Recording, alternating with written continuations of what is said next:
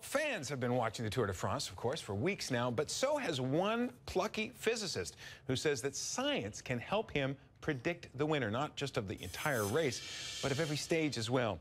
John Eric Goff is a professor at Lynchburg College in Lynchburg, Virginia, and he joins us now.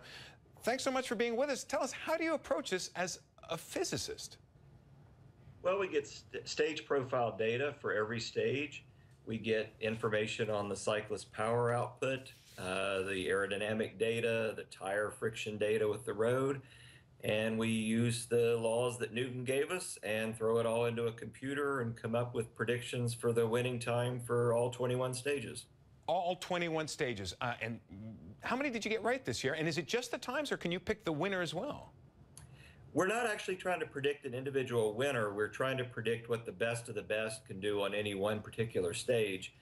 So of the first 20 stages, we hit 10 of them to 1.85% or better, and 7 of those were under 1%. So we did pretty well this year. Now, that's amazing, because this is, once again, this is using physics. It's using math. You're not using the biographies of individual cyclists. So it discounts things like weather. I guess it discounts things like injury. It discounts luck.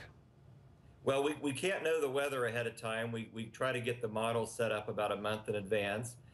We don't know what the team strategies are going to be. So, for example, today's stage, we were a little bit fast because for the first time in a long time, it rained like crazy to start off today's race. So it was very slow going at the beginning, and we didn't know that a month ago. Now, once again, I've seen some of the equations that you use. I was going to ask you to explain them, but I was so daunted when I saw them, I thought we'd just pass over it. Sure. You do notice the times. You do work out the times in particular, and there's so many questions, suspicions about doping. Times would tell us something. What are you seeing from the times? Well, 2013, we started to see a lot of stages come in very, very fast. As a scientist, I'm not going to make any allegations about doping without any data or evidence to support it. So all I was noticing in 2013 were some very fast times.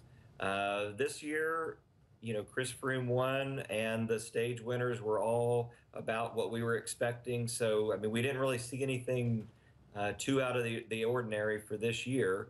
If we were going to include anything about doping, we just upped the power, but we had no reason to do that. One last question for you. Could you and I be making some money from this? Betting, I mean? Suspect there are people who check out my blog that might have a little interest in that. That's not something I do, though. Okay, well, John Eric Goff, professor of physics and author of Gold Medal Physics, The Science of Sports. Thanks so much for being with us. Glad to be with you, Jonathan.